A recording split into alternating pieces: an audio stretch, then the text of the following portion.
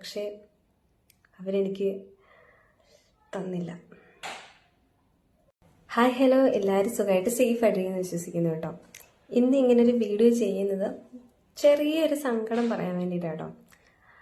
സങ്കടം എന്താണെന്ന് വെച്ച് കഴിഞ്ഞാൽ, നിങ്ങൾക്ക് ഞാൻ FBയുടെ എക്സ്ട്രാ ബോണസിനെ പറ്റി കുറേ കാര്യങ്ങൾ പറഞ്ഞു തന്നിട്ടുണ്ടായില്ലേ.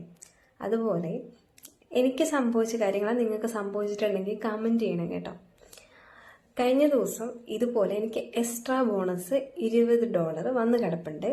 അതായത് 2 വീഡിയോ 50,000 വെച്ച് റീച്ച് ആയിക്കഴിഞ്ഞാൽ ഈ എക്സ്ട്രാ ബോണസ് പ്ലസ് $4 എങ്ങനെയാണ് കയറുന്നതെന്ന് വെച്ച് കഴിഞ്ഞാൽ $18 കയറുവാണെങ്കിൽ ഒരു $4 കൂടെ നമുക്ക് തരും.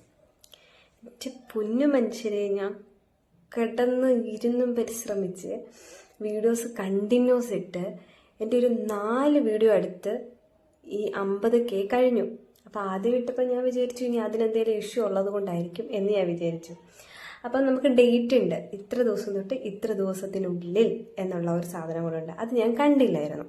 അപ്പം നോർമലി ഞാൻ എന്ത് ചിന്തിച്ചു, ആ ഡേറ്റിന് മുമ്പാണ് ഒരെണ്ണം റീച്ച് ആയത്.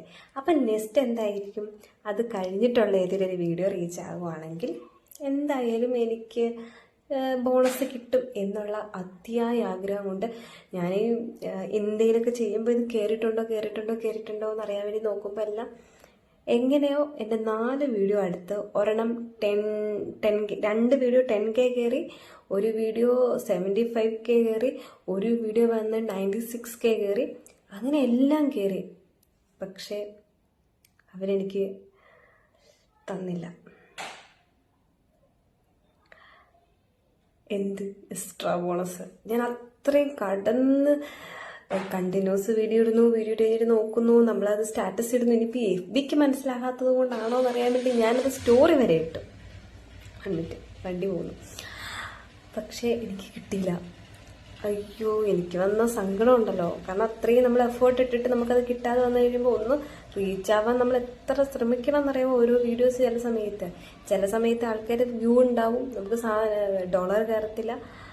അപ്പം അങ്ങനെ നിങ്ങൾക്ക് ആർക്കെങ്കിലും സംഭവിച്ചിട്ടുണ്ടെങ്കിൽ എന്നോട് പറയണം കേട്ടോ. കാരണം വേറൊരാൾക്കും ഒന്നും സംഭവിച്ചെന്ന് അറിയുമ്പോൾ നമുക്കൊരു സന്തോഷം ഉണ്ടാവും. എനിക്ക് മാത്രമല്ല, വേറൊരാൾക്കും അങ്ങനെ സംഭവിച്ചിട്ടുണ്ട് എന്നറിയുമ്പോൾ ഒരു മനസ്സുഖം.